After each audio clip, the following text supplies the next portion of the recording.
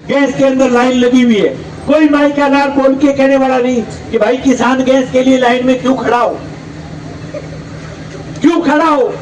Urea के लिए line, DAP के लिए लाइन, बीज के लिए लाइन, खाद के लिए लाइन, कणक बेचने के लिए लाइन, हमारा जो है वो चना बेचने के लिए लाइन, सरसों बेचने के लिए लाइन।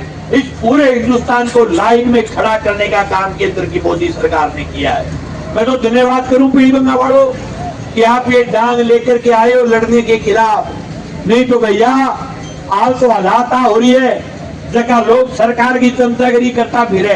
बंधुआ कह दी मोदी कि देखो आदमी बहुत हो गया, रोजगार 250 मानस मारा मां, तो बीजेपी कह देगा साहब 350 मारो, देश में भीड़ बहुत होती। लड़ाई कोई लड़ोगा तो 6 लोग हो तक लड़ोगा। लड़ाई वो लड़ सकता है जिसका जमीन जिंदा हो, लड़ाई वो लड़ सकता है जिसकी बाजुओं के अंदर गद्दारी का खून नहीं बह रहा हो, लड़ाई वो लड़ सकता है जिसके पुरखों ने लड़ाइयां लड़ी हो।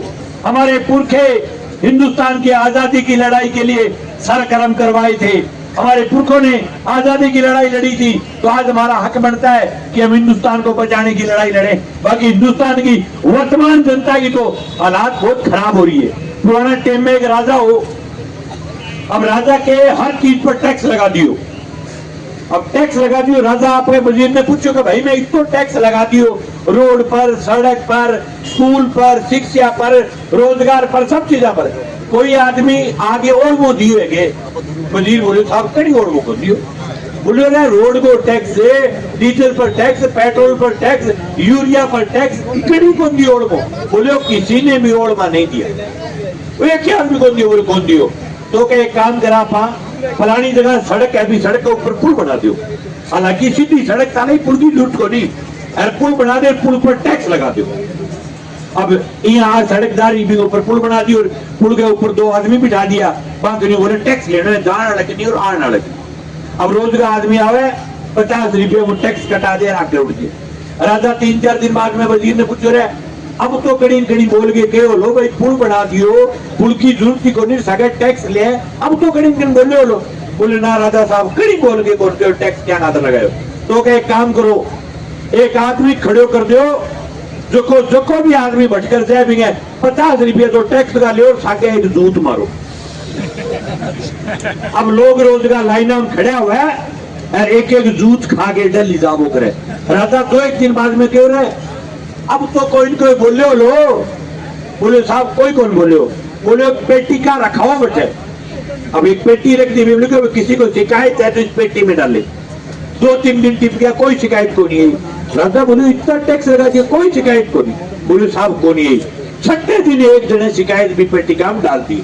अरे वजीर बाजो बाजो राजा कर गए हो जाके, बोले राजा साहब एक शिकायत आई है। राजा खुश हो भी कोई जागरूक लड़ाकू क्रांतिकारी आदमी पैदा हुए जो पेटी के बाद शिकायत डाली है। तो राजा पूरी पर्दा भेड़ी करी बाप पढ़ी पर्ची। वजीर ने बोले पढ़ के सुना पर्ची में केली केड़ है। वजीर बोले साहब तो लिखे है कि थे पहले हमारी सड़क पर टैक्स लगायो मैं भरे, थे मारे पुल की जूत को नहीं, पुल बनायो पुल को टैक्स लगायो मैं भरे, अरे अभी भी भरने लाग रहा, थे मारे रोजगार जूत मारो